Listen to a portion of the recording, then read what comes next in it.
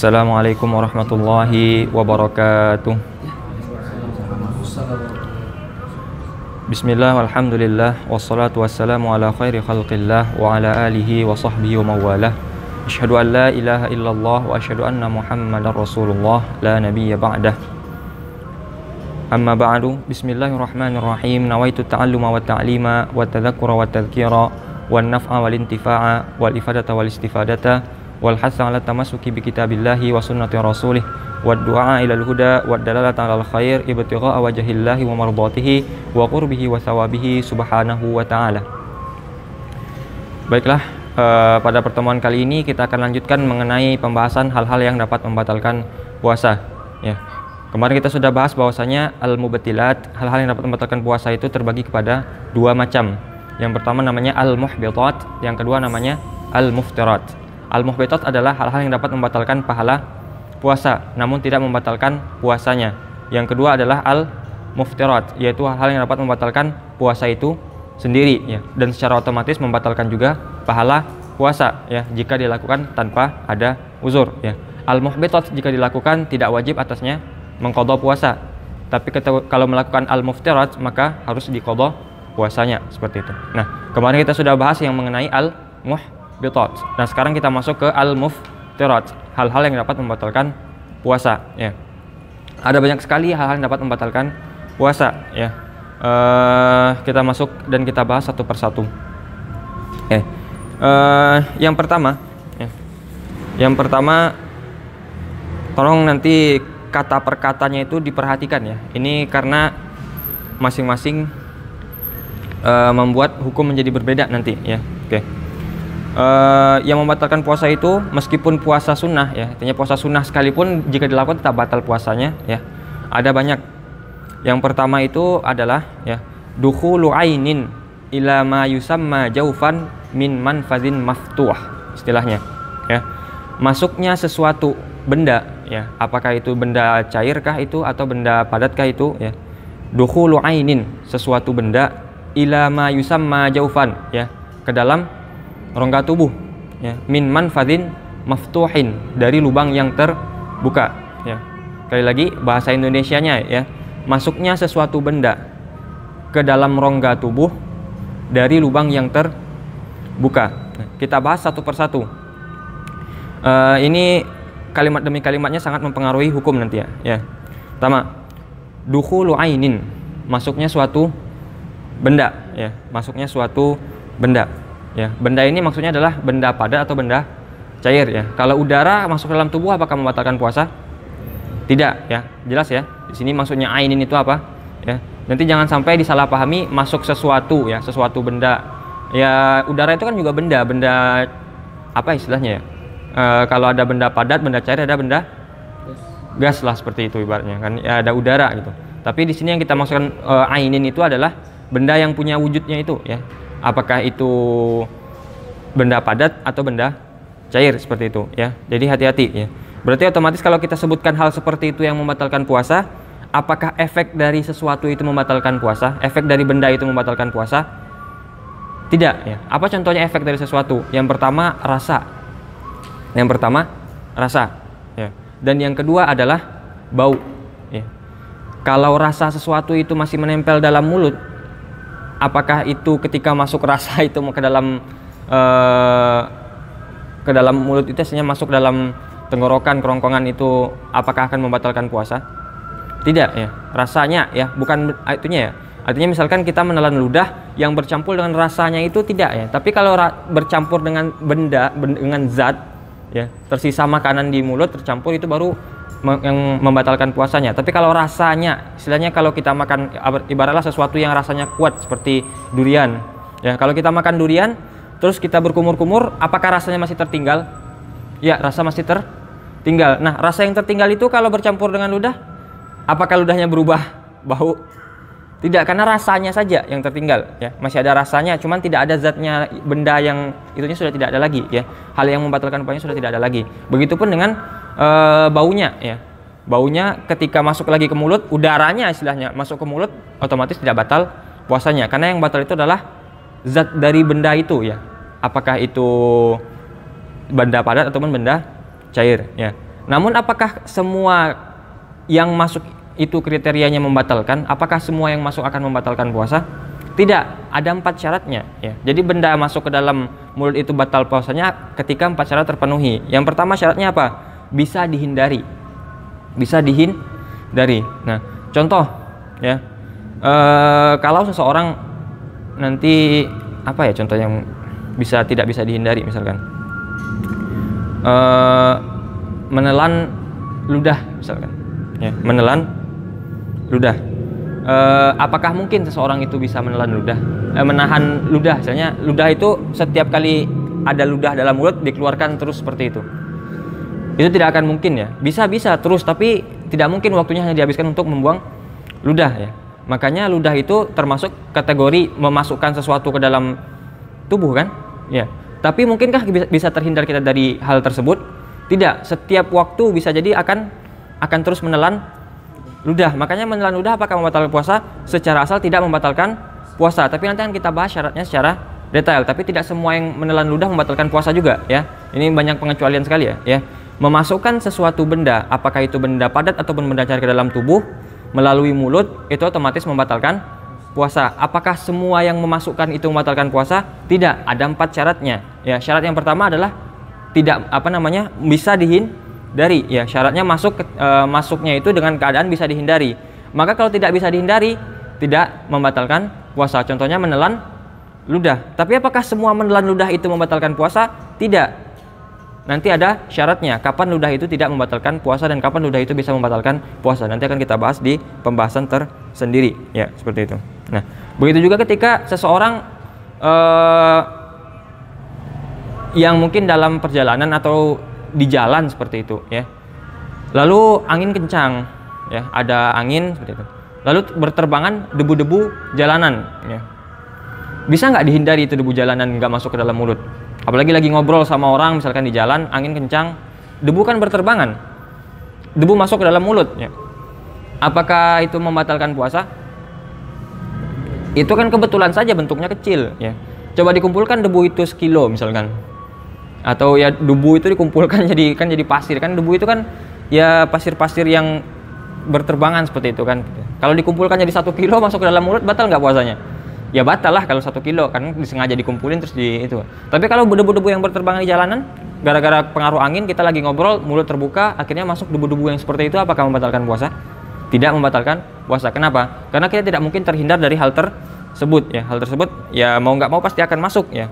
Begitupun dengan misalkan orang atau ibu-ibu ya. Ibu-ibu lagi masak sesuatu yang menggunakan tepung. Masak kue kah itu atau masak ayam goreng seperti itu ya. Pakai tepung ya.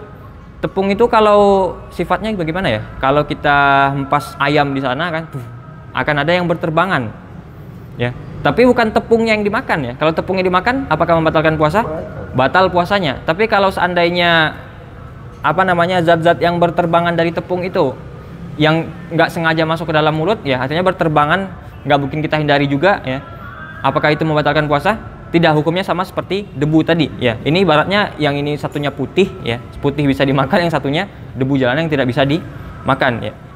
Perumpamaannya sama, cuman bentuknya yang berbeda seperti itu. Ini. Itu yang dimaksud yang pertama ya.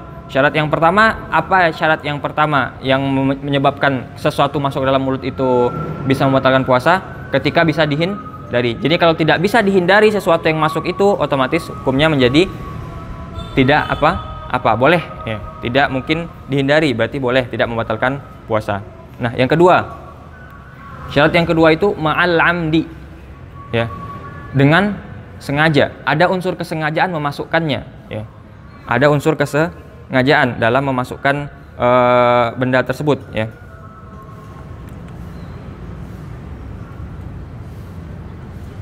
Nah, berarti kalau tidak sengaja bagaimana? Tidak batal. Seandainya, apa contohnya tidak sengaja? Contohnya seperti ini ya.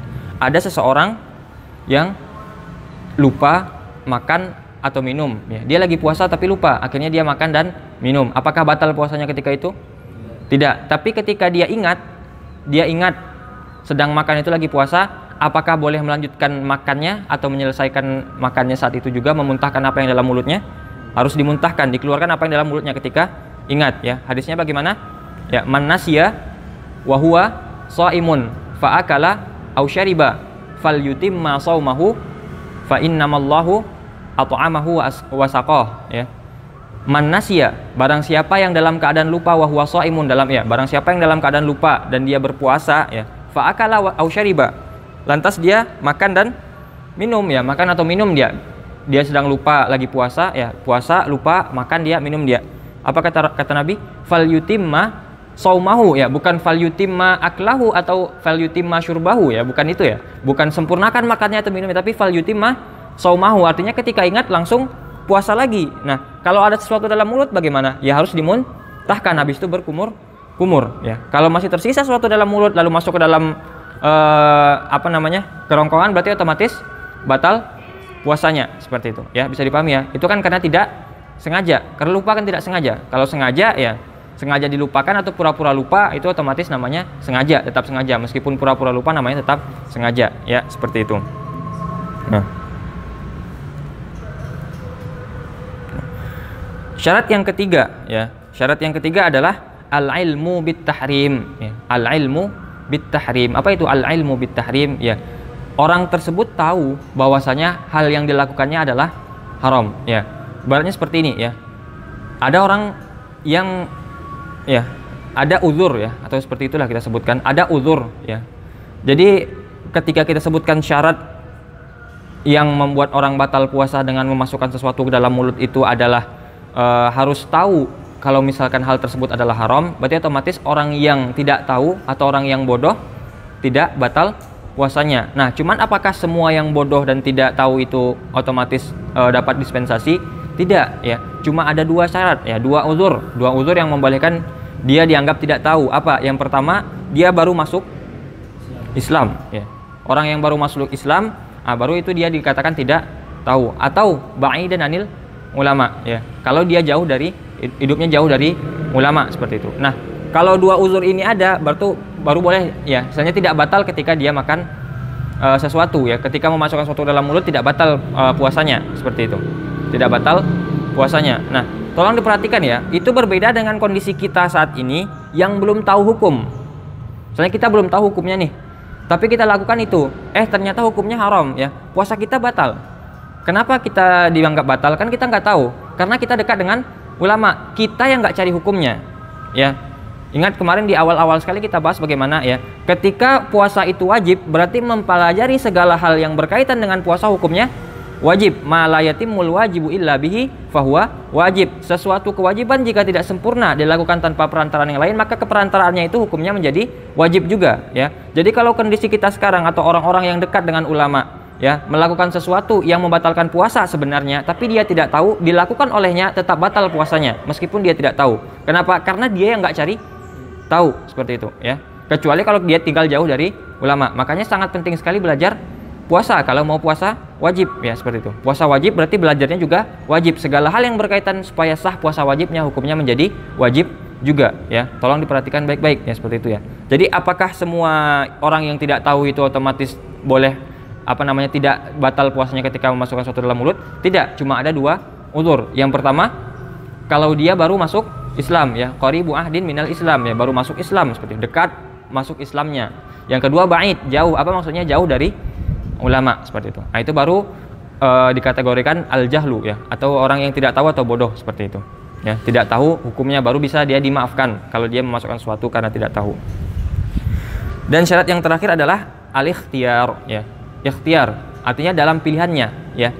Dia bisa memilih antara melakukannya atau tidak melakukannya. Beda dengan sengaja, ya. Sengaja itu beda sekali, ya. Ada orang yang bisa melakukannya, ya, misalnya sengaja melakukannya tapi dia tidak memilih untuk melakukannya, misalnya. Bisa jadi seperti itu, kan. Ada kadang dalam bentuk serupa, ada tidak bentuk serupa, seperti itu, ya.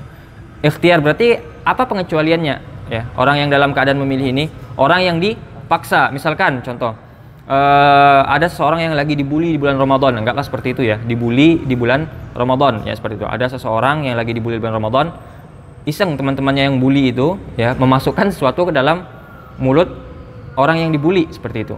Nah, otomatis ketika itu apakah batal puasa orang yang dibully tadi karena dimasukkan sesuatu ke dalam mulutnya? Tidak, karena dia tidak dalam keadaan memilih. Artinya dia kalau memilih untuk tidak melakukan itu bisa, tapi dia tidak bisa memilih saat itu. Ya, ikhtiar jatuh hilang dari dirinya. Otomatis dia terpaksa berarti namanya kan. Nah, ketika terpaksa tidak batal puasanya, ya. Bisa diperhatikan, ya. Perhatikan lagi yang pertama, ya. Dukhulu ainin, masuknya sesuatu. Nah, apa yang dimaksud sesuatu? Benda padat atau benda cair. Nah, efek dari sesuatu apakah membatalkan puasa?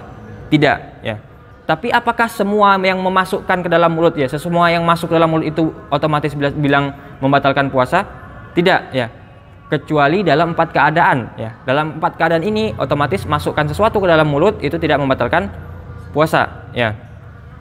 Yang pertama namanya syaratnya adalah bisa dihindari. Yang kedua, sengaja melakukan hal tersebut. Yang ketiga, tahu kalau hukumnya haram. Yang keempat, ikhtiar. Artinya apa?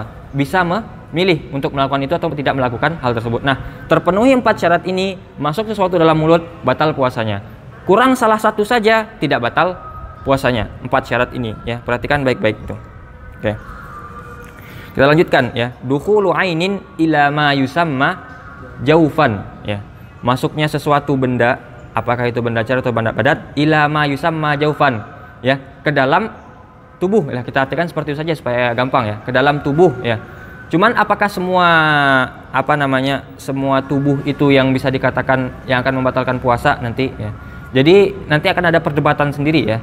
Jadi apakah semua tubuh secara umum atau beberapa anggota tubuh saja? Nah, ada beberapa yang menafsirkan apa maksudnya al-jauf di sini, ya kan, ila ma yusamma jaufan, masuk ke jauf itu, ya.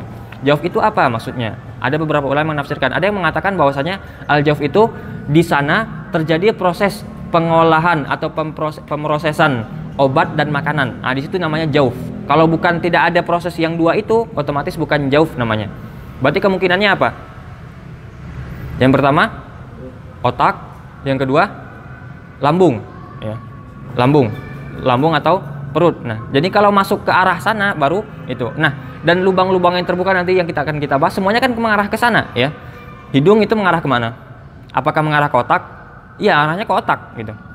Telinga mengarah kemana? Ke otak juga, ya. Nanti bahkan ada saluran yang dari otak ke kerongkongan, ya, ke tenggorokan seperti itu, ya. Nanti mulut mengarah kemana? Ke lambung seperti itu, ya. Lubang buang air besar dan lubang buang air kecil mengarah kemana? Ke lambung, ya. Arahnya semuanya ke sana. Nah, kenapa ini penting dibahas? Nanti akan terjadi perselisihan ulama, ya. Apakah tangan ini juga disebut dengan jauf, gitu? Ini apakah dimaksud dengan jauf, gitu? Soalnya kalau tidak kita sebut dengan jauf, ketika orang menyuntikkan sesuatu ke dalam tubuh, batal nggak puasanya? Nanti ke situ larinya, ya. Kalau ini jauf berarti kan bisa jadi batal, ya. Nah, kalau ini jauf, lubangnya mana? Tahu maksudnya jauf itu bagaimana, ya? Tahu selang kan? Selang. Nah, selang itu yang namanya nanti yang pintu depannya itu namanya manfadun maftuh itu. Ya, lubang yang terbuka itu yang depannya itu, ya. Nah, jauf itu yang rongganya itu. Nah, otak itu apakah rongga? Rongga. Jangan pikirkan karena dia besar jadi nggak rongga, ya. Ibaratkan kalau seandainya pipa atau selang itu besar, ya, menyimpan sesuatu dalamnya, apakah bisa disebut rongga juga? Ya, rongga juga namanya seperti itu. Ya, jauf juga, gitu. Di dalam otak ada apa? Ada otak besar, ya, istilahnya. Otak itu kan misalnya kerangka otak itu, ya kan, di dalam otak itu kan ada bagian-bagian otak kan seperti itu, ya. Intinya dia menyimpan sesuatu, ya, membungkus sesuatu, ya, seperti itu. Makanya masuk ke otak itu juga membatalkan puasa. Nanti kita akan bahas detailnya, ya. Jadi yang dimaksud dengan jauf itu apa? Nanti ada yang mengatakan, ya, tempat yang bisa memproses pengobatan, ya, istilahnya obat saja atau obat dan makanan sekaligus, ya. Otak apakah bisa memproses makanan? Tidak, ya. Otomatis otak hanya bisa memproses obat saja, ya. Tapi kalau lambung bisa memproses obat dan makanan sekaligus, ya, seperti itu, ya. Jadi lambung kah itu atau usus, ya, usus, ya. Itu lebih jauh lagi ke dalam, ya. Kalau udah masuk ke lambung sudah batal tuh, ya. Kerongkongan, ya, kalau sudah masuk kerongkongan itu kan masih saluran, udah saluran, gitu kan. Nah, itu otomatis juga membatalkan puasa kalau sudah masuk kerongkongan, ya. Masuk tenggorokan, ya, sudah masuk ke dalam telinga, ya, dalam telinga yang jauh itu juga sudah otomatis. Tadi itu yang lambung dan otak tadi itu kan apa namanya, pusaranya, istilahnya apa namanya, muaranya, ya, bukan pusara, muaranya, ya. Nah, tapi kan jalurnya itu tetap disebut dengan jauf juga, gitu, seperti itu, ya. Lubangnya itu nanti disebut dengan maftuh, nanti kita akan bahas ya. Bisa dipahami apa yang disebut dengan jauf itu ya, ila ma yusamma jaufan, atau gampangnya masuk ke dalam tubuh seperti itu. Nanti akan terjadi khilaf ulama kalau ini termasuk jauf juga, yang tangan ini masuk jauf juga, nanti bagaimana hukumnya dengan suntikan seperti itu. Nanti akan kita bahas sedikit demi sedikit ya. Oke. Berarti apa yang tidak termasuk dengan jauf ya? Apa contohnya? Ya. Ya berarti kalau kita dengan memakai pengertian yang tadi, otomatis yang di tengah ini bukan jauf namanya ya. Betis seseorang, apakah itu jauf? Bukan jauf namanya ya. Tidak ada rongga di sini ya, seperti itu ya. Begitu juga ya. Ketika masuk sesuatu ke dalam tubuh ya, masuk ke dalam tubuh ya. Masuk di situ adalah ketika seseorang beristinja tapi melebihi batas yang dibolehkan ya. Kan nanti salah satu lubang itu kan adalah lubang buang air kecil dan lubang buang air besar. Nah itu nanti ada batasan zahir, ada batasan yang batinnya ya. Ada batasan yang daerah luar, ada daerah dalam. Yang boleh dibersihkan hanya daerah luar ya. Kalau masuk ke daerah dalam itu masuk ke jauf namanya ya. Masuk ke jauf, ila ma yusamma jaufan itu masuk ke daerah dalam. Maksudnya apa? Nanti terlalu berlebihan ya. Jadi nanti kita akan bahas, nanti saja kita bahas ketika di manfaatin maftuh itu ya, berlebihan itu. Intinya ketika seorang, terutama perempuan yang beristinja setelah buang air kecil atau buang air besar, termasuk juga laki-laki juga ya, ketika berlebihan ya atau masuk melebihi batas yang dibolehkan, itu batal puasanya ya. Kita tidak bermaksud untuk apa namanya berpikiran negatif, jorok atau segala macamnya, cuman ini penting sekali ya. Nanti baca lagi di bab istinja ya, kapan atau batasnya sebagaimana yang dibolehkan ketika beristinja itu ya. Ketika beristinja itu bolehnya batasnya bagaimana ya, tolong perhatikan ya. Atau gampangnya nanti seperti ini ya, kalau nyiram air saja itu kan tidak masalah, tapi kalau airnya sampai masuk itu batal puasanya, hati-hati ya. Airnya sampai masuk ke dalam itu batal puasanya. Kalau mau digosok seperti itu ya. Nah, kalau sekedar menggosok dengan jari seperti ini, ya bagaimana bentuknya, itu tidak batal puasanya. Tapi sempat bengkok jarinya sedikit masuk ke dalam lubangnya, itu batal puasanya. Bisa dipahami? Hati-hati ya. Ini bukan maksudnya ini majelis yang mulia, cuman kita perhatikan baik-baik ini ya. Ya, air pun begitu ya. Jadi batas yang nanti baca lagi ya, terutama bagi yang perempuan, nanti perempuan itu berbeda ya. Perempuan itu ketika dalam kondisi belum bersuami atau belum menikah, dengan kondisi yang sudah menikah, itu batasan istinjaknya berbeda. Batasan istinjaknya berbeda. Nanti hati-hati sekali ya. Kalau dia belum menikah, berarti batasan istinjaknya bagaimana? Apa yang terlihat ketika berdiri ya. Apa yang terlihat ketika berdiri saja, itu yang boleh dibasuh. Lewat daripada itu masuk ke dalam sedikit, batal puasanya. Ya, tapi kalau orang yang sudah menikah, batasannya bagaimana? Ketika dalam posisi duduk ya. Yang terlihat saja ketika kondisi duduk itu yang harus dibersihkan. Lewat daripada itu batal puasanya. Bisa dipahami? Ya, itu kalau masalah buang air ya. Hati-hati, itu masalah istinja dibaca lagi, dipahami lagi ya. Batasan seseorang istinja itu bagaimana? Batasan wajibnya bagaimana? Kalau melebihi batasan itu, termasuk tadi tangan tadi ya. Tangannya masih menggosok biasa, itu tidak masalah. Tapi kalau sudah bengkok sedikit lalu masuk ke dalam, itu batal puasanya. Karena sudah bukan batas yang wajib dibasuh lagi, seperti itu. Tolong diperhatikan sekali ya. Masalah istinja dibaca lagi di pembahasannya, seperti itu. Oke.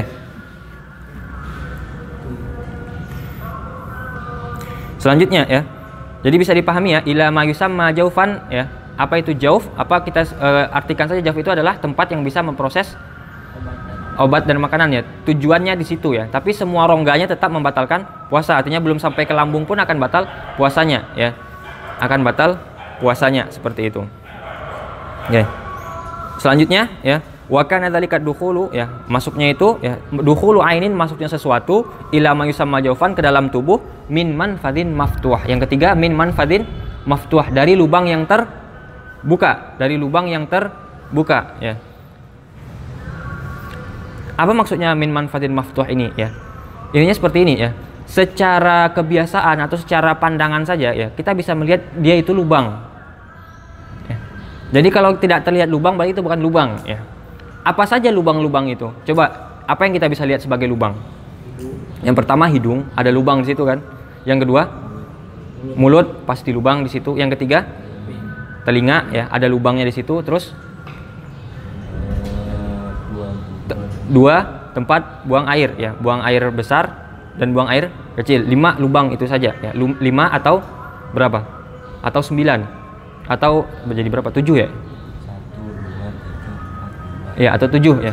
5 atau 7 terserah, tapi maksudnya sama seperti itu ya. Nah, cuma 5 itu saja yang disebut dengan lubang yang terbuka.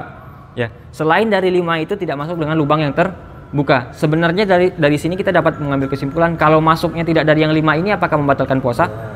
Harusnya tidak, nanti ya. Nanti kita akan bahas detailnya seperti itu ya. Jadi manfadin maftuhin, dari lubang yang terbuka. Maksudnya bagaimana?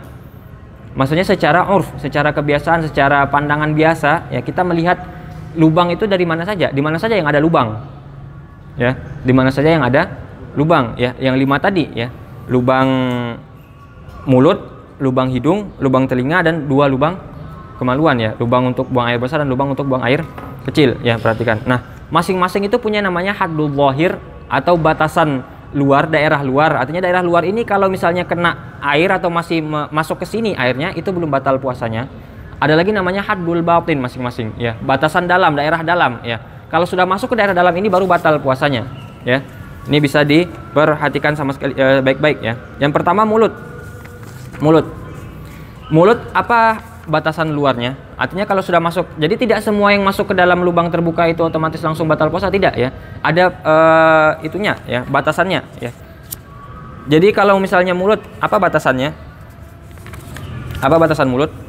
Yang mana yang dimaksud dengan bagian luar dan mana yang masuk dengan bagian dalam? Artinya kalau bagian luar masih sah puasanya, tapi kalau sudah masuk ke bagian dalam batal puasanya ya. Kalau kita mengambil yang sepakatnya dulu ya, misalnya para ulama sepakat ya. Dari awal lubang mulut sampai ke makhraj huruf kha. Ya, dari awal lubang mulut sampai ke makhraj huruf kha. Itu disebut dengan daerah luar. Ya. Itu disebut dengan daerah luar seperti itu. Ya, apa makhraj huruf kha?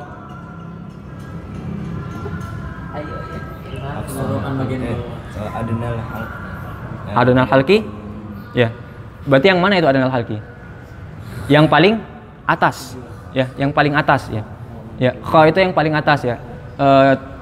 Dari saluran ini ya, yang paling atasnya ya, isinya masih di ujung sini ya, masih di ujung antara mulut yang besar ini dengan rongganya ini. Nah, itu kha di situ. Nah, itu sepakat ulama kalau sampai batas huruf kha itu masih dianggap dengan haddu al-zahir ya. Tapi kalau sudah dari ya makhraj huruf ha ya, makhraj huruf ha sampai ke bawah itu namanya haddu al-batin namanya. Ya, bukan maksudnya dari apa namanya, dari kha ke ha ya, pakai ha ke bawahnya ya. Ingat ya, tadi kan mulut, masuk dari mulut, dari awal mulut sampai kha itu namanya haddu al-zahir ya, batasan luar, batasan yang boleh di misalnya kalau masuk ke sana belum batal puasanya. Tapi kalau sudah ha ke bawah itu otomatis batal puasanya seperti ya. Maka huruf ha di mana? Aqsal halqi ya. Sumali bagaimana? Sumali aqsahu hamzun ha u ya. Sumali wasfihi atau wa min wasatihi ainun ha u. Nah, nanti yang di tengah itu baru yang jadi perselisihan ya. Makhraj huruf ha bagaimana ya? Ha itu di tengah. Ya, kalau di atas batal puasa nggak kalau masuk? Tidak. Kalau di bawah batal puasa. Kalau ha di tengah bagaimana? Kalau antara kha dan ha itu bagaimana? Nah, ada dua pendapat. Ya, yang satu mengatakan batal, satu mengatakan tidak. Kita ambil pendapat yang membatalkan saja. Jadi kalau sudah sampai ke makhraj huruf ha itu batal puasanya, ya. Jadi bisa dikatakan apa batasan ya ketika sesuatu masuk ke dalam mulut itu membatalkan puasa? Ketika sudah sampai ke makhraj huruf ha. Sudah sampai ke makhraj huruf ha, seperti itu ya. Bisa dipahami ya, makhraj huruf ha ya. Jadi rasakan saja ha itu dari mana itunya, rasanya datang dari mana. Nah, ketika sudah sampai ke sana itu batal puasanya. Kalau di atasnya sampai ke depan mulut itu belum batal puasanya, seperti itu ya. Bisa dipahami ya. Itu yang pertama mengenai mulut. Nah, yang kedua hidung ya. Hidung mana batasan luarnya? Batasan luarnya mana? Hidung bagian bawah lah istilahnya. Bagian bawah itu hidung yang terlihat ini ya, rongga yang masih terlihat di hidung ini ya. Atau lebih singkatnya, lebih gampangnya adalah ketika kita memasukkan jari yang paling kecil. Apa jari yang paling kecil? Kelingking ya. Nah, batasan jari kelingking ini masuk ke dalam hidung itu kalau masih sampai di situ belum batal puasa. Ya, batasan jari kelingking masuk ke dalam hidung. Tapi nggak usah dipaksakan terlalu jauh ya. Soalnya sampai mana batas kelingking ini bisa masuk itu tidak batal puasa. Lewat daripada itu baru batal puasanya. Ya, jadi kalau orang punya kebiasaan ngupil, apakah batal puasanya? Tidak batal puasanya. Ya, tidak batal puasanya. Batasan luarnya mana? Batasan ke kelingking. Ya, sejauh mana kelingking bisa masuk ke hidung itu batasan luar. Lewat daripada itu baru namanya daerah dalam. Nah, kalau sudah daerah dalam itu, kalau air saja masuk ke sana ya, itu akan terasa panas di otak. Pasti akan kerasa ada yang panas, ada yang berbeda di otak seperti itu. Nah, itu yang haddul batin ya. Ketika itu baru batal puasanya. Ya. Jadi kalau orang yang apa hukumnya memasukkan air ke dalam hidung ketika berwudu meskipun lagi berpuasa, sunnah. Tidak ada yang bilang haram, tidak ada yang bilang makruh. Sunnah secara asal, tetap sunnah ya. Ketika tidak berpuasa sunnah, ketika berpuasa hukumnya tetap sunnah. Nah, tapi kapan dia menjadi makruh? Kalau dia berlebihan, misalnya sangat ditekankan sekali ketika memasukkan air ke dalam hidung ya, sangat benar-benar dibersihkan. Nah, itu makruh ya. Kapan menjadi haram? Ketika sudah melewati batas yang dibolehkan. Apa batasannya tadi? Ya, bagian dalam ya. Ketika kalau sudah sampai air ke sana, maka otomatis langsung panas di otak ya, seperti itu ya. Sudah sampai di sana otaknya langsung panas gitu. Nah, itu batasan mulut. Telinga ya, telinga. Apa batasan telinga? Kapan telinga luar, kapan telinga bagian dalam? Nah, sama ya. Batasannya kita hitung dari ketika memasukkan jari yang terkecil ke dalam telinga. Artinya apa itu jari terkecil? Kelingking ya. Sejauh mana kelingking bisa masuk itu namanya haddu al-zahir, batasan atau daerah luar. Nah, kalau masuk daerah luar itu tidak batal ya.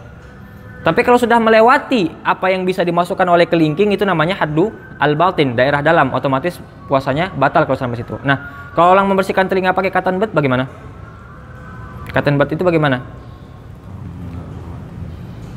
Bagaimana? Batal puasanya. Kenapa? Karena itu lebih pendek dan bisa masuk lebih dalam daripada telinga biasa ya. Bisa masuk lebih jauh ya. Hati-hati ya. Itu lebih jauh sekali masuknya. Ya, jauh sekali masuknya itu. Jangan dibayangkan kita nggak bakal masuk ke dalam, enggak, tapi kita nggak tahu batasannya sampai mana kan. Coba masukkan kelingking ini ke telinga. Tahu nggak kita di titik mana telinga itu ujungnya? Misalnya di titik mana kelingking ini berhenti? Tidak, kita tidak tahu kan. Coba saja masukkan, kita tidak tahu. Nah, bahkan nggak masuk kelingking ini nggak masuk ke dalam telinga bagian dalam nggak. Tapi kalau cotton bud masuk nggak? Berarti batal nggak puasanya kalau orang membersihkan telinga dengan cotton bud? Batal puasanya. Ya, perhatikan sekali ya. Kalau orang ngupil batal puasanya? Tidak. Kalau orang bersihkan telinga batal puasanya. Hati-hati ya. Itu namanya haddul zahir dan haddu al batin. Nah, selanjutnya bisa dipahami yang telinga ya. Selanjutnya lubang kemaluan ya, baik itu buang air kecil ataupun buang air besar ya, seperti itu ya. Lubang buang air kecil ataupun buang air besar ya. Apa haddul zahirnya? Batasan bolehnya apa ya? Yang boleh dibersihkan ketika beristinja atau yang wajib dibersihkan ketika istinja. Itu yang haddu zahirnya ya. Batasan bolehnya, batasan luarnya itu adalah bagian yang boleh atau yang wajib dibersihkan ya. Ulangi. Tadi 3 lubang sudah masuk, lubang 2 terakhir lubang buang air besar dan lubang buang air kecil. Ini sama haddul zahir dan batinnya ya. Batasan luar dan batasan dalamnya sama ya. Daerah luarnya yang mana? Yang wajib dibersihkan ketika beristinja. Itu namanya daerah luar. Yang tidak wajib dibersihkan ketika beristinja itu daerah dalam ya. Makanya tadi ya, ketika seorang perempuan anggaplah seperti itu ya, kita itu kan ya. Yang dibersihkan bagi perempuan ketika buang air kecil misalkan, itu kan apa yang terlihat, bukan yang di dalamnya. Nah, kalau sudah masuk tangannya ke dalamnya ya, jahil seperti itu atau usil seperti itu kan, itu batal puasanya. Jadi hati-hati ya, hati-hati sekali yang ketika itu, termasuk ketika orang buang air besar ya. Itu laki-laki ataupun perempuan seperti itu. Nah, masuk air melewati batas yang dibolehkan untuk beristinja ya, atau wajib dibersihkan. Yang tidak wajib dibersihkan tapi dia paksakan masuk ke dalam, itu batal puasanya. Hati-hati, batal puasanya karena tidak wajib dibersihkan. Yang wajib dibersihkan apakah yang hanya yang terlihat seperti itu ya. Bisa dipahami kan? Ya, itu 5 batasan yang perlu diperhatikan ya. Benar-benar diperhatikan. Nah, itu lubang yang terbuka cuma 5 itu. Nah, berarti kalau mata apakah lubang yang terbuka? Mata apakah masuk lubang yang terbuka? Tidak ya. Mana lubangnya? Kalau misalnya masuk, mana lubangnya gitu kan? tidak ada lubangnya, ya seperti itu saja kan, seperti itu. Nah, makanya apakah orang yang meneteskan obat mata itu membatalkan puasa? Tidak, sekalipun terasa di tenggorokan, di kerongkongan ya. Orang yang meneteskan obat mata ke mata tentunya ya. Kalau misalnya obat mata itu dimasukkan dalam mulut ya batal puasanya ya. Jadi tolong hati-hati dengan kalimatnya ya. Orang yang memasukkan orang yang memakai obat mata apakah batal puasanya? Ya lihat dulu di mana ya. Memakai obat mata ini tidak ada hukum di sana. Hukumnya di mana? Masuknya ke dalam tubuh ya. Jadi baik itu obat mata atau air biasa, kalau masuk ke tubuh, itu baru yang batalkan, bukan obat matanya. Ya, obat matanya mah kalau tidak ada hukum di sana ya, seperti itu. Jadi kalau orang memakai obat mata di mata, apakah batal puasanya? Tidak batal puasanya karena bukan dari manfadin maftuh, bukan dari lubang yang terbuka. Ya, mata tidak lubang terbuka, sekalipun terasa di kerongkongan. Begitupun orang yang melakukan celak ya. Orang yang bercelak dan terasa celaknya itu di kerongkongan tidak batal puasanya ya. Tapi bagaimana hukumnya orang yang memakai obat mata di mulut? Ya batal puasanya ya. Jadi hati-hati ya dalam berfatwa nanti ya. Dalam berfatwa itu berhati-hati ya, dalam menjelaskan kepada orang berhati-hati ya. Apa hukumnya memakai obat mata, obat tetes mata? Ya kalau dimasukkan lewat mata tidak apa-apa, tapi kalau lewat mulut otomatis batal puasanya, seperti itu ya. Bisa diperhatikan yang seperti itu ya. Oke. Begitupun ketika melalui pori-pori, tahu pori-pori ya. Tubuh ini kan kalau karena kita mata kita tidak bisa melihat kan seperti tidak ada lubang gitu. Tapi kalau kita pakai kaca pembesar lah atau stetoskop lah seperti itu, kan akan kelihatan ada lubang pori-pori seperti itu. Nah, itu apakah terlihat oleh mata? Tidak kan gitu. Tadi kan kita menjelaskan bahwasanya manfadin maftuh itu lubang yang terbuka itu yang terlihat dari secara biasa oleh mata. Kalau ini kan tidak terlihat oleh mata, berarti apakah ini bisa disebut dengan lubang pori-pori ini? Tidak kan? Tidak. Ya, berarti pori-pori bukan lubang. Ya. Berarti kalau terserap sesuatu dari pori-pori ini apakah membatalkan puasa? Tidak. Ya. Soalnya kalau ini merupakan lubang, ya memang lubang, tapi ini termasuk lubang yang membatalkan puasa itu bahaya. Ya. Bagaimana orang yang mandi nanti memakai sabun? Ya, air yang terserap bagaimana? Ya, hati-hati ya. Kalau seandainya mata itu membatalkan puasa, nanti orang yang berwudu bagaimana? Itu airnya kan masuk ke mata. Akan batal puasanya. Makanya hati-hati dalam berhukum nanti ya, melihat hukum seperti itu ya. Bukan hanya dengan nafsu ya. Dilihat bagaimana hukumnya ya, seperti itu. Ya bisa dilihat ya. Bisa dipahami ya. Berarti kalau terserap oleh pori-pori tubuh apakah itu membatalkan puasa? Tidak ya. Obatkah itu? Ya obat misalkan apakah itu pemutih misalnya misalnya untuk memutihkan tubuh memakai soklin, misal soklin pemutih gitu kan, atau apapun yang pemutih lah, yang pemutih lah seperti itu, misalnya pakai citra seperti itu, atau pakai obat nyamuk seperti lavenda ya, sovel seperti itu ya, atau merek-merek lain lah seperti itu. Nah itu kan masuk ke tubuh ya, apakah tidak akan masuk ke pori-pori tubuh itu? Masuk ke pori-pori tubuh, tapi apakah batal puasa seorang dengan melakukan hal tersebut? Tidak batal puasanya karena pori-pori bukan lubang yang terbuka ya. Bisa dipahami hal tersebut ya. Nah kita ulangi sekali lagi ya. Jadi apa yang membatalkan puasa? Yang pertama ya, dukhulu ainin, masuknya sesuatu benda ya. Bendanya yang bagaimana tadi? Yang zat yang jelas terlihat ya, misalnya apakah itu benda cair atau benda padat ya, seperti itu ya. Nah tadi kita sudah sebutkan syaratnya, ila ma yusamma jaufan, dukhulu ainin ila ma yusamma jaufan ya, ke dalam tubuh ya. Maksudnya tubuh tadi kita sudah jelaskan juga, min manfadin maftuh, dari lubang yang terbuka ya. Kenapa kita pakai kalimat seperti ini? Ini lebih umum ya. Soalnya begini, nanti kalau misalkan kita baca dalam kitab lain atau karangan lain atau penjelasan dari beberapa orang ustadz lain ya, mereka menyebutkan begini saja ya, apa yang membatalkan puasa? Sengaja makan dan sengaja minum, itu saja. Makanya akan banyak pertanyaan, bagaimana hukumnya mengupil ketika berpuasa? Nah, karena penjelasannya hanya sengaja makan dan sengaja minum. Nah, kita apakah menjelaskan sengaja makan dan sengaja minum? Secara teks tidak gitu. Tapi apakah masuk pembahasan di sini? Masuk, karena lebih umum kita tadi kan, seperti itu. Nah, ingat kembali yang masuk itu apakah misalkan dalam mulut ya? Apakah yang dimakan saja? Tidak, yang tidak dimakan pun tetap membatalkan puasa. Seperti orang yang makan batu seperti itu ya. Tetap membatalkan puasa seperti itu ya. Dukhulu ainin ila ma yusamma jaufan min manfadin maftuh, masuknya sesuatu benda ke dalam tubuh melalui lubang yang terbuka. Penjelasannya kita sudah jelaskan detail tadi. Itu yang pertama ya. Nah, Apakah sudah selesai permasalahan sini? Belum, ya. Gara-gara hal ini banyak menimbulkan masalah lain dan akan kita bahas satu persatu, ya. Apa masalah yang pertama? Masalah yang pertama hukum suntik atau hukum injeksi. Ketika orang dalam keadaan sakit, ya, kan itu di infus, ya. Ya, infus itu isinya apa? Makanan kan? Ya, makanan. Berarti apakah batal apa tidak puasanya nanti? Nah, perhatikan, dilihat dulu, ya. Suntik atau injeksi itu ada 3 kemungkinan, ya. Tidak semuanya infus, ya, suntik atau injeksi itu, ya. Ada 3 kemungkinan. Apa kemungkinan yang pertama? Ya, suntik yang sifatnya obat, ya, sifatnya obat. Orang sakit, ada pernah orang demam tinggi, disuntik jadi reda demamnya, gitu. Itu apakah makanan infus itu? Itu beda, itu obat. Itu obat, ya. Perhatikan, itu obat, bukan makanan, ya, bukan zat-zat makanan itu, bukan infus, ya. Menyuntikkan sesuatu tersebut namanya obat. Nah, apakah itu membatalkan puasa? Sepakat ulama mengatakan itu tidak membatalkan puasa. Sepakat ulama itu tidak membatalkan puasa. Kalau obat, ya, ingat perhatiannya obat. Obat, ya, bukan makanan, ya. Obat dulu, ya. Kita bahasnya obat dulu. Artinya apa? Dipakai hanya ketika atau bagi orang yang sakit saja. Contohnya ketika orang demam tinggi, pasti nanti dokter atau beberapa dokter menyuntikkan sesuatu. Nah, suntikan itu kan obat. Dia lagi puasa tidak batal puasanya. Itu obat. Yang kedua, fungsinya itu untuk penguat tubuh, ya. Penguat tubuh itu maksudnya apa? Vaksin. Ya, misalnya vaksin apalah itu? Vaksin apapun itulah vaksin itu, ya. Ketika disuntikkan, ya itu kan bukan termasuk obat kan? Vaksin apakah obat? Tidak. Vaksin itu disuntikkan kepada siapa? Ke orang yang sehat atau ke orang yang sakit?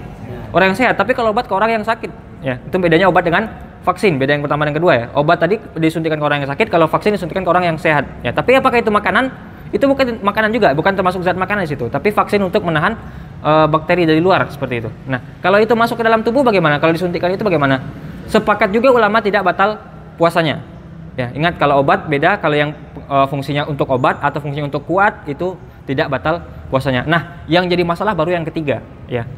Kalau suntiknya berisi atau berfungsi untuk sebagai pengenyang atau obat seperti apa, infus lah, ada zat makanan di sana, ya. Seperti orang yang sakit tidak bisa banyak makan, akhirnya solusinya adalah di infus. Artinya makanan dimasukkan paksa melalui jalan yang lain, seperti itu. Nah, ini baru yang menjadi pertentangan, ya. Nanti jangan langsung ketika ada orang yang bertanya, jangan langsung dihukumkan secara umum, ya. Apa hukumnya suntik ketika Ramadan? Ketika lagi berpuasa, oh batal, oh tidak, oh batal. Jelaskan dulu, ya. Tadi ada 3 fungsinya, ya, suntikan itu. Ya, kalau suntikannya berupa obat, batal puasa.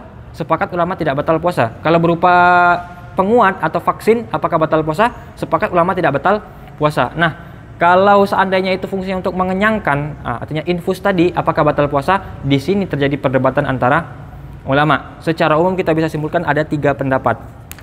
Ada 3 pendapat, ya. Ya. Pendapat pertama mengatakan hukumnya batal secara mutlak, ya, artinya batal, ya. Asal masuk batal, berarti otomatis bukan hanya ini, ya, ini batal, ya. Ketika masukkan sesuatu infus itu masuk ke dalam tubuh itu batal puasanya. Kenapa? Karena mereka menganggap bahwasanya ini merupakan jauf, ya, tempat dimasukkannya, ya. Jadi ingat, ya, kan ini kan tidak semuanya yang itu, nanti kita akan bahas nanti detailnya yang ketiga. Intinya masuk saja, suntikan masuk ke dalam tubuh, ya, melalui lewat mana saja, ya, lewat mana saja suntikan itu, apakah melalui tangan kah itu, lengan, ya, melalui otot atau melalui betis, melalui apa saja, otomatis langsung membatalkan puasa. Kenapa batal puasa menurut orang pendapat seperti ini? Mengatakan bahwasanya yang hal tersebut, ya, ini juga termasuk bagian dari jauf, ini juga jauf, ya, seperti itu, ya. Meskipun tadi kita menyebutkan bahwa ini bukan jauh, makanya nanti kita tidak ambil pendapat yang ini, ya. Kita tidak ambil pendapat yang ini, seperti itu, ya. Ini pendapat pertama, ya, pendapat dari beberapa kalangan. Pendapat yang kedua, ya, mengatakan bahwasanya ada perincian, ya, ada perincian, ya, dirincikan. Maksudnya bagaimana? Nah, jadi masuknya suntikan itu ada 2 kemungkinan, ya. Suntikan kenyang tadi ada 2 kemungkinan. Yang pertama, masuknya itu ke pembuluh darah atau masuknya ke daging. Ya, perhatikan, ini beda sekali hukumnya. Tahu bedanya? Masuk ke pembuluh darah dan ke daging, ya. Kalau biasanya ke sini, ya. Ya, ke sini itu masuknya kemana? Dicarinya mana? Pembuluh darah kan? Pasti dicari pembuluh darah kan, tidak langsung tancap gitu kan. Tas langsung disuntik, tidak. Pasti dia mencari pembuluh darah. Tapi kalau misalnya orang suntik ke betis atau suntik ke bagian-bagian yang padat, ke otot ya, itu biasanya dicari pembuluh darah atau langsung suntik?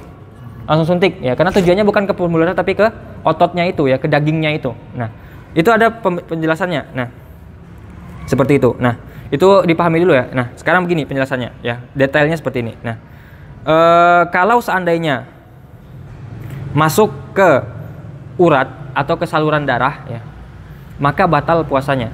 Pembuluh darah batal puasanya. Ya. Jadi kalau suntikannya masuk ke pembuluh darah batal puasanya, karena pembuluh darah itu rongga ya, rongga kan, rongga tubuh ya, pembuluh darah. Tapi kalau seandainya bukan ke rongga tubuh, artinya ke bagian padat ya, kan bukan rongga tubuh. Nah, tidak batal puasanya. Ya, bisa dipahami ya. Kalau seandainya yang mengenyangkan tadi masuk ke dalam tubuh diarahkan ke pembuluh darah, batal puasanya menurut pendapat yang kedua. Tapi kalau seandainya tidak ke pembuluh darah, tidak batal puasanya. Itu pendapat yang kedua. Dan ini juga kita tidak pakai pendapatnya. Ya. Pendapat yang ketiga, dan pakailah pendapat ini. Ya. Pendapat yang ketiga dan pakai saja pendapat ini. Ya. Nanti kita sebutkan nasnya. Apa pendapat yang ketiga ini? Ya. Memasukkan atau menyuntikkan sesuatu ke dalam tubuh itu tidak membatalkan puasa secara mutlak. Tidak batal puasa secara mutlak. Kenapa? Pertama, apakah ini disebut dengan jauf? Tidak. Ya. Tadi kita sebutkan bagaimana yang jauf itu tempat memproses obat atau memproses obat dan makanan sekaligus. Ya.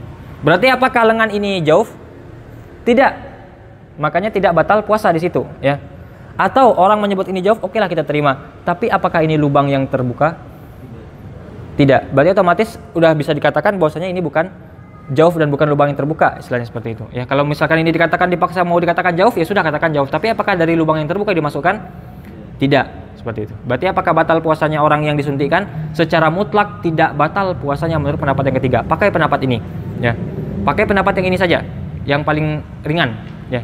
Pakai pendapat ini saja. Kita bacakan nasnya. Ya, ini kita yang paling itunya. Ya. Wa kadza la yadurru wusulud dawa'i walau maghziyan an tariqil hikmi fil 'adli awil warid ya. Tidak membatalkan puasa ya, sampainya obat ke dalam tubuh walau maghziyan ya, sampainya suntikan ke dalam tubuh ya, misalnya obat atau apapun itu walau maghziyan sekalipun itu berisi mengandung makanan yang mengandung zat makanan penguat tubuh an tariqil hikmi fil 'adl, meskipun dengan cara menyuntikkannya ke dalam otot awil warid atau ke pembuluh darah ya. Ini Ibnu Hajar Al-Haytami dalam kitabnya menaskan seperti ini ya. Li'anna lahmas saqi wal fakhdi ya. Li'anna lahmas saqi wal fakhdi wal ulyati laisa jaufan ya. Ibaratnya daging yang ada di betis, daging yang ada di paha itu apakah jauf? Bukan kan gitu. Karena jauf itu tempat memproses makanan ya, atau rongga. Kan itu tidak ada rongga di situ seperti itu ya. Wa kadzat damu fil uruq ya. Begitupun dengan pembuluh darah atau darah ya. Darah yang masuk pembuluh darah ya. Pembuluh darah itu juga bukan jauf namanya, karena tidak ada lubangnya nanti di sana ya. Karena itu sama prosesnya seperti ada darah yang ada di dalam ini ya. Darah yang ada di dalam ya, baik itu pembuluh darah ataupun darah yang di luar pembuluh darah itu ya. Jadi kalau misalkan di luar urat-urat pembuluh darah itu ada darah apa tidak? Berarti hanya di dalam pembuluh darah. Ada kan gitu. Ada gitu. Berarti kan sama halnya dengan darah itu di sana gitu. Artinya pembuluh darah kan itu pembuluh darah kan rongga. Iya benar rongga, tapi kan sama saja dengan darah yang ada di luarnya. Juga di luar juga ada darah gitu kan. Makanya tidak disebut dengan membatalkan puasa ya. Nah. Oke. Karena kita tidak bisa ya. Wa nasab Ibnu Hajarin wa ghairuhu ya. Ibnu Hajar Al-Haytami dan selain daripada beliau menuliskan lafaz ini dalam kitabnya ya, ala adam i'tibari dzalika kullihi jaufan. Karena tidak menganggap semuanya ini sebagai jauf ya. Ini bukan jauf ya, bukan rongga, bukan bagian yang tempat memproses makanan dan obat ya.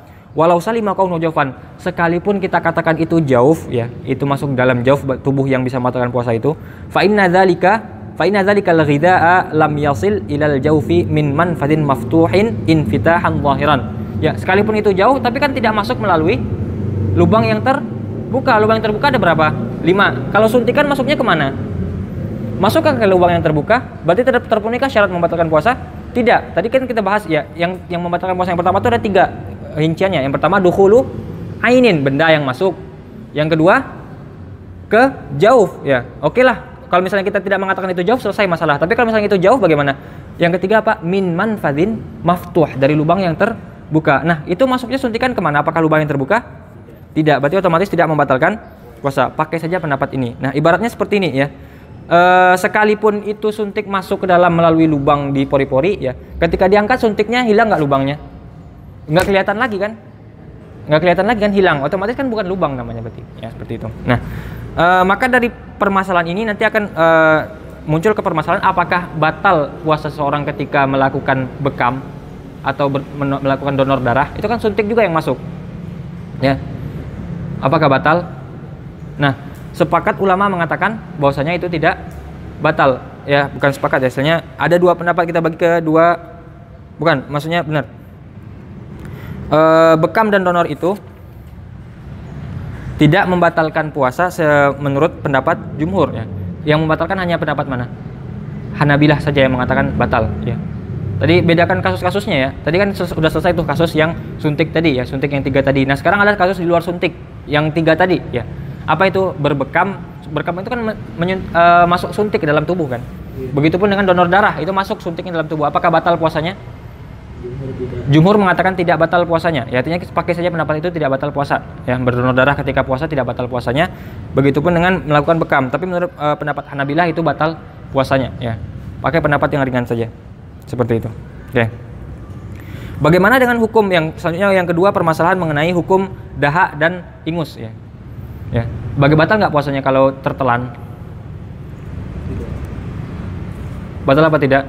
Lihat dulu di mana posisi ingus dan dahak tadi ya. Kalau seandainya kita merasa berdahak, ada dahak ya, ada merasa dahak dalam tenggorokan atau kerongkongan kita ya, seperti itu, dan rasanya itu masih di haddul zahir. Apa itu haddul zahir? Huruf kha keluar ya. Artinya kalau dahaknya di mulut bagaimana? Nah, berarti kan itu haddul zahir ya, masuk ke dalam yang nomor 1 ini. Atau kalau ingusnya masih udah di sini bagaimana gitu? Itu haddul zahir seperti itu ya. Intinya dahak saja, kita fokuskan dahak seperti itu. Dahak kalau di huruf kha ya, di atas keluar ya, biasanya ke arah luar, itu kalau seandainya ditelan itu batal puasanya. Ya, kalau kita merasakan saja, misalnya kita tiba-tiba ngerasa ada dahak gitu kan. Ya, kita kan nggak bisa mengetahui asal dari dahak di mana. Kan nggak jelas gitu kan. Tapi tiba-tiba ada dahak. Nah, kalau dahak itu kita rasakan di huruf kha, itu ditelan batal puasanya. Ya, kalau ditelan yang di haddul zahir tadi, batasan boleh tadi ya, huruf kha. Nah, kalau seandainya dari setelah kha, artinya huruf h ke bawah, terasa di situ itunya, apakah batal puasanya ketika ditelan? Tidak batal puasanya ketika ditelan dahak itu. Ya, ingat, ulangi. Dahak kalau posisinya berada di dalam, bagian dalam ya, atau haddul batin, yang tidak batal puasa ketika sudah masuk air ke dalam sana.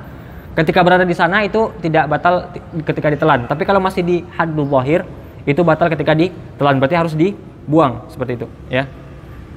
Tapi bukan berarti ketika di harful kha ya, di huruf kha lalu kita masukkan ke harful ha. Tidak ya, maksudnya itu ketika posisi kita lagi ngerasa ada dahak, di mana dahaknya? Kalau dahaknya di atas ya berarti langsung dibuang saja ya. Tapi kalau seandainya dahaknya sudah di dalam sekali, itu ya sudah telan saja karena sulit ya. Ini sebenarnya sih bisa apa tidak mengeluarkannya ya. Seperti itu. Nah, tapi berbeda pengecualian kalau orang yang memang tidak bisa mengeluarkan dahak. Tidak semua orang bisa mengeluarkan dahak kan. Ada orang yang tidak bisa mengeluarkan dahak, soalnya sudah dipaksa-paksa mengeluarkan dahak ya sampai mau berubah kan, seperti itu. Tapi tidak keluar-keluar dahaknya. Nah, orang seperti ini meskipun di makhraj huruf h, masuk huruf kha ya, yang tadinya ditelan batal, tetap tidak batal bagi dia. Ya, intinya sebenarnya adalah mampu atau tidak mampu mengeluarkannya ya. Kalau masih bisa dikeluarkan, dikeluarkan. Sebisa mungkin dipaksakan, tapi kalau tidak bisa ya sudah ditelan saja karena tidak bisa itu ya. Bisa dipahami masalah dahak, begitupun juga dengan ingus ya. Ini makhraj huruf kha ya, makanya difasihkan huruf kha-nya supaya tahu bagaimana di mana tempat huruf kha itu ya. Makanya belajar fikih itu akhir ya, sangat akhir sekali. Berarti harus belajar tajwid dulu, karena kalau tidak tahu huruf kha itu bagaimana, kalau tidak belajar tajwid seperti itu ya. Itu makanya huruf fikih itu belajarnya terakhir seperti itu, huruf kha. Oke, selanjutnya bagaimana hukum menelan ludah? Nah, ini tadi kita bahas. Nah, bagaimana hukum menelan ludah? Kalau ludah bagaimana? Ludah yang tertelan. Tadi kan dukhulu ainin, ya. Yumkinul ihtiras anha syaratnya. Bisa dihindari. Tapi kalau ludah bisakah dihindari? Tidak. Nah, tapi berarti otomatis kan ludah tidak membatalkan puasa secara asal. Nah, tapi apakah semua ludah yang tertelan itu membatalkan puasa? Tidak membatalkan puasa? Tidak juga ya. Syaratnya ada 3. Ada 3 syarat ludah itu tidak membatalkan puasa. Yang pertama, ludah milik sendiri ya. Ludah itu milik sendiri ya. Jadi kalau ludah milik orang lain dan tertelan itu batal puasanya. Contohnya bagaimana ya? Apakah mungkin kita menelan ludah orang lain? Mungkin saja. Contohnya bagaimana? Ya jangan dicontohkan meludah ya, orang meludah di mana misalkan di meja terus kita telan ludahnya, bukan seperti itu. Itu terlalu jorok contohnya ya. Terlalu jorok ya. Contohnya seperti sepasang suami istri ya, sepasang suami istri yang melakukan berciuman di siang hari di bulan Ramadan ya. Apakah batal puasanya kemarin? Tidak.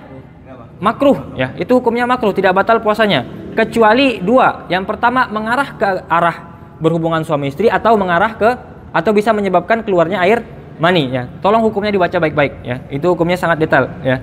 Tidak batal puasanya. Berciuman dia, bertukar ludah misalkan. Sang suami menelan ludah istrinya, istrinya menelan ludah suaminya. Ketika itu suami dan istri batal puasanya ya. Tapi kan tidak mengarah ke arah jima. Tapi kan bukan tidak keluar air mani. Iya memang tidak. Tapi kan menelan sesuatu. Nah itu. Makanya berciuman itu boleh. Tapi kalau tertukar ludah, ludahnya itu terbuang, misalnya masuk ke dalam tubuh, itu batal puasanya ya. Karena itu ludah orang lain, bukan ludah kita sendiri ya. Makanya hukumnya menjadi makruh ya, menjadi makruh seperti itu. Itu syarat yang pertama ya. Syarat yang kedua supaya ludah itu tidak batal adalah ludah tersebut masih di pabriknya. Enggak, bahasanya seperti itu saja ya, masih di pabriknya. Pabrik dari ludah di mana? Mulut ya, masih menempel di mulut ya. Mulut itu bagian dalam, bibir apakah mulut? Tidak ya, merah bibir ini tidak bagian mulut lagi ya, sudah tidak bagian mulut. Jadi kalau misalnya ludah sudah keluar diletak di bibir saja ya, anggaplah misalnya bisa seperti itu kan. Keluar ludahnya sampai di mulut di bibir, lalu dimasukkan lagi, ditelan, batal enggak puasanya? Batal puasanya karena sudah tidak di pabriknya lagi, sudah tidak di tempatnya lagi ya. Apalagi kalau orang yang mengumpulkan ludah segelas ya. Pagi hari dia berludah segelas, ludah sedikit-sedikit sampai segelas gitu kan, dimasukkan kulkas, pas buka puasa diminum gitu. Ah itu ya. Kalau pas buka puasa diminum, apakah batal puasanya kalau seperti itu? Tidak batal lah ya. Karena pas buka puasa gitu kan. Tapi kalau sore hari sebelum buka puasa yang ludah yang dikumpulkan tadi diminum, batal puasanya? Batal puasanya meskipun milik sendiri ya, karena itu sudah tidak dipabrikin lagi. Nah, tapi kalau seandainya kita kumpulkan ludah itu di lidah, anggaplah kumpulkan ludah itu di lidah, keluarkan lidahnya, lalu masukkan lagi, itu batal apa tidak?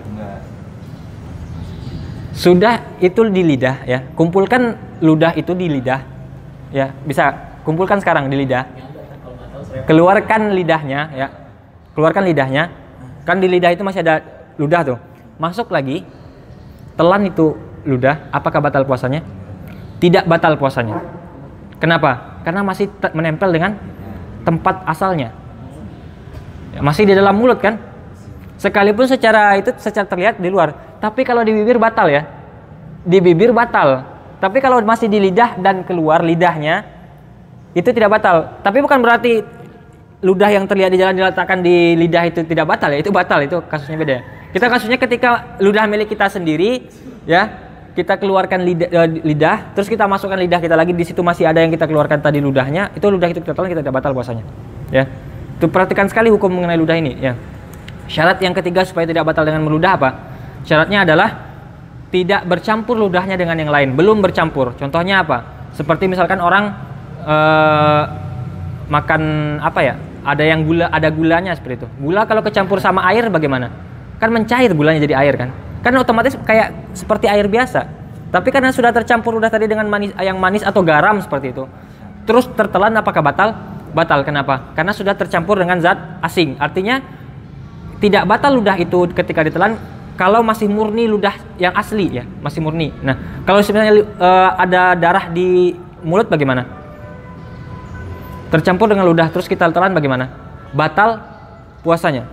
Batal puasanya seperti itu. Ya bisa dipahami ya, batal puasanya. Kenapa? Karena darah itu kan zat yang asing, bukan bagian dari ludah kan, bukan zat asli dari ludah. Makanya kalau tercampur itu. Jadi kalau mulut berdarah, apa hukumnya berkumur-kumur? Wajib, karena ada najis di dalam mulut ya. Ketika ada najis dalam mulut, hukumnya wajib berkumur ya, makanya harus dibuang itu. Nah, tapi kalau seandainya orang punya penyakit gusi sensitif lah seperti itu, artinya ya darahnya nggak banyak teman, keluar terus dikit-dikit gitu, nah itu dimaafkan. Tapi tetap harus dibaksakan bagaimana caranya supaya bersih dulu. Tapi kalau masih tinggal dikit-dikit orang punya gusi sensitif, ya sudah terima saja seperti itu. Ya bagaimana lagi, itu sudah pengecualian ya. Hukumnya sudah berbeda dari yang asal. Ya bisa dipahami membatalkan dengan ludah ini. Ya. Masalah selanjutnya adalah bagaimana hukum ketika air masuk ke dalam tubuh melalui lubang yang terbuka ketika mandi. Ingat lagi masalah mandi. Apa hukumnya mandi ketika berpuasa? Ada perinciannya.